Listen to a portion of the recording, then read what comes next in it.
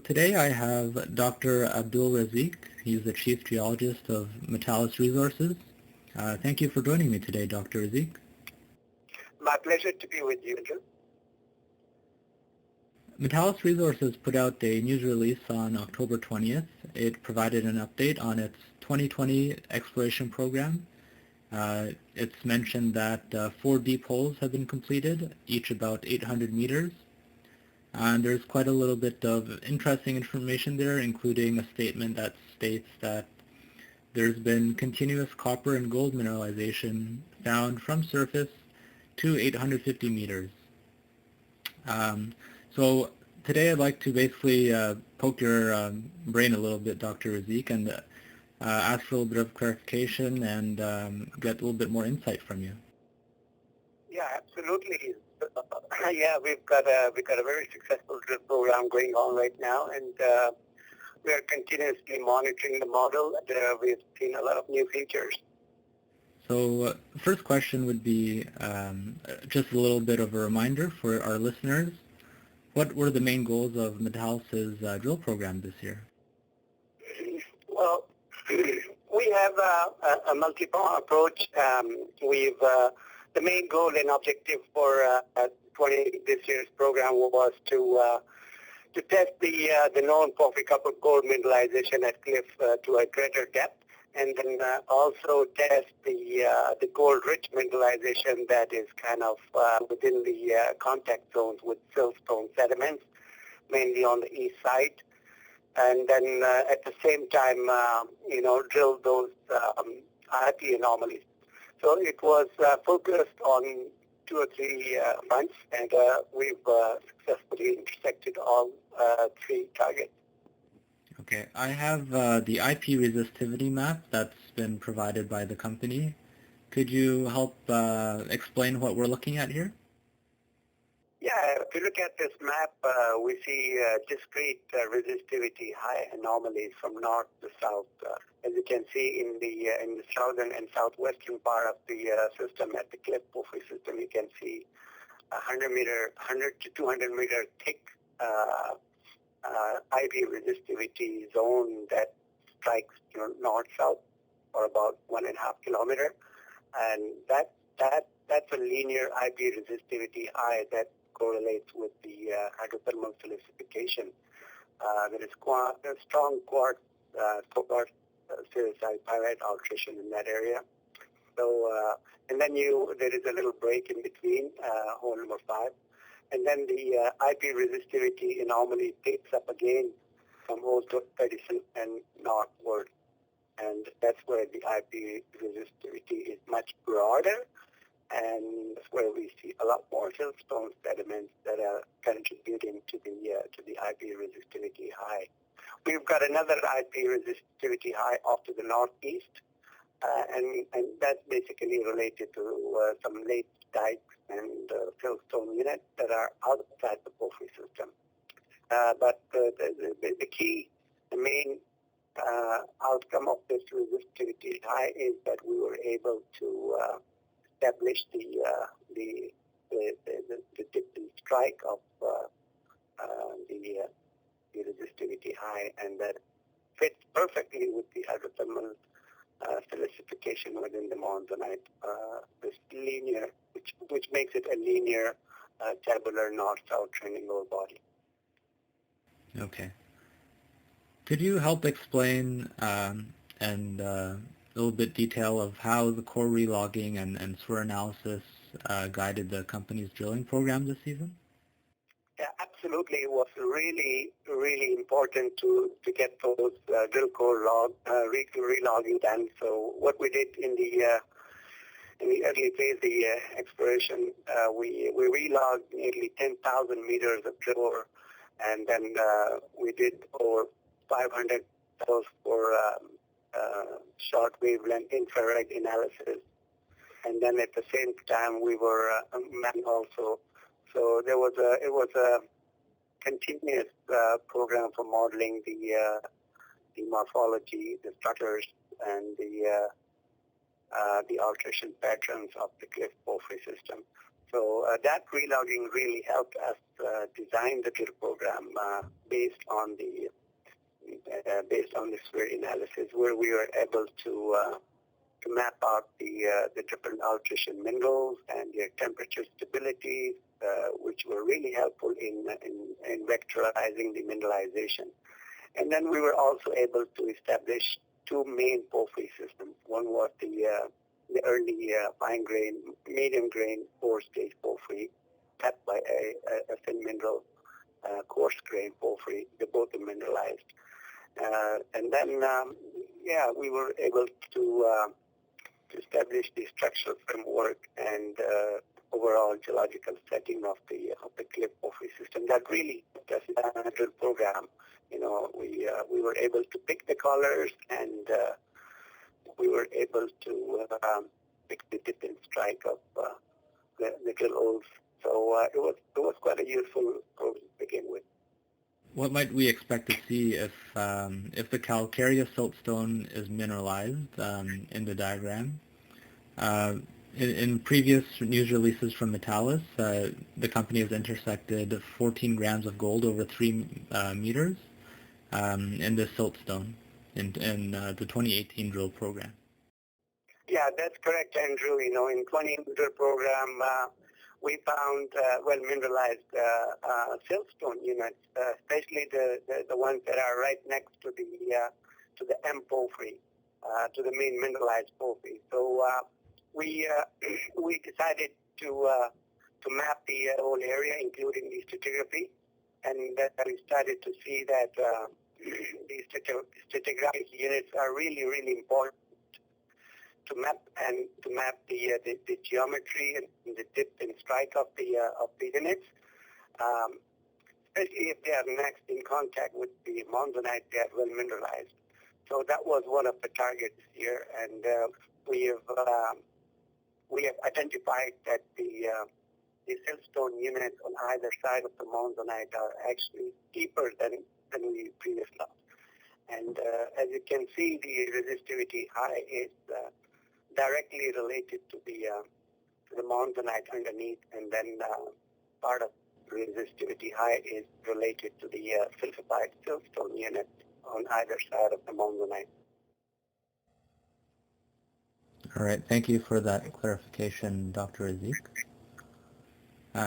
Moving on, I have a section across the cliff porphyry system for hole 36 that was drilled. And this is the hole that basically, I believe, was mentioned in news release to have hit mineralization from surface to 850 meters. So could you tell us about the depth extension of the cliff porphyry system based on what you have observed in the first 4 holes? Yeah, sure. As you can see in this cross section, Andrew, you can see the siltstone units, in blue. They are a bit more steeper, and they are more subvertical, and we are demonstrating the siltstone units here on either side of the monzonite complex. So what was the story about the stratigraphic units?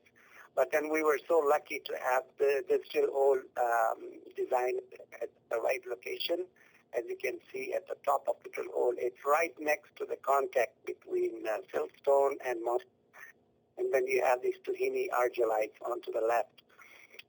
So we started with mineralization right from surface, and we carried on with 75 degree dip, 75 to 80 degree dip, and then we kept on drilling through multiple intrusives of C porphyry, M porphyry, C porphyry, M porphyry, and then we got into a main breccia zone. As you can see right in the middle, you see there is a hydrothermal magnetite breccia, and that was one of the best interval when we have seen massive magnetite, pyrite, chalcopyrite mineralization, and it was for about 70 meters, and then we gradually went out of the system by to the west, to the east, and then into the Black Shale at the end. So it was quite quite a large intercept.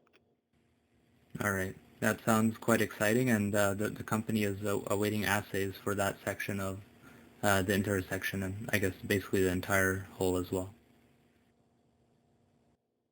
Yeah, absolutely. We are eagerly waiting for the assays to come back and then do correlation, and that would be the we start to correlate things with different lithological units. But the good achievement was, from this drilling program that we were able to prove that the mineralization does extend for about 800-meter vertical depth, right surface down to 800 meters. So with this drill hole, we were able to mark both contacts, the east and to the west. And that, as you can see at the bottom of this drill hole, it is going through repeated breccias, siltstone, breccias, monzonite, siltstone, until it gets into black shales and argillite, which is the background rock. All So right. it was a good geological hole, plus it was mineralization throughout. Thank you. There appears to be a high-grade halo modeled around the siltstone extending outside the porphyry system. How is this related to the main porphyry body? I think based on all these 4 drill holes that we drilled this year, we noticed that the stratigraphy is kind of packed, and it is kind of vertical all along the contact with monzonite. So the siltstone unit that host the monzonite are the more mineralized ones. That gold halo or gold-rich mineralization actually wraps around the mineralizing system, and they're mainly related to that first siltstone unit next to the porphyry that brings those halos. And as you go out into the backbone, you get into more argillite. So it's a very confined, structurally controlled system. What indications in the core are you seeing that support the statement in the press release that says copper gold grades improve with depth beyond 500 meters? Yes, because it all comes back to our drill core logging, the sphere analysis that we did, and the assays. So based on all those parameters, we noticed that during logging, we noticed that the chalcopyrite to pyrite ratio is increasing with depth. So here, as you can see in this cross section, for the first 500 meters, pyrite is the dominant sulfide.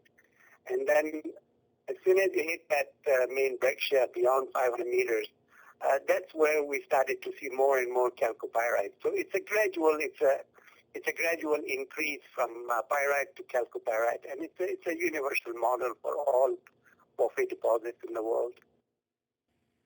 All right. Could you help explain what the significance of the subvertical morphology of the porphyry system is, which is mentioned in the news release? Yeah, I think it's very, very important to know the geometry and morphology of the monzonite and the dikes and the stratigraphic units, because it's actually, the whole exploration program is based on the geometry of these systems. As you know, and there is multiple deformation events, and there is a lot of structural complexity in the SK camp with all the rifting, compression, and extension, tectonic stress regimes in this area. So there was a lot of interpretation about the porphyries being blocked, faulted, moved around, strike slip, wedged out, things like that. And for the first time, after drilling these 4 drill holes, we were able to confirm that these porphyry, the monzonite porphyry is kind of vertical, subvertical. It does, dips a little bit to the west and to the east between 5 to 80 degrees. So generally, it's vertical, subvertical morphology that continues down at depth. So that was a good thing. So it's still open at depth. Okay. And could you help to explain a little bit more what the significance is of the hydrothermal breccias and also the silica flooding, which are also highlighted in the news release for those who are not geologically savvy, such as myself, actually?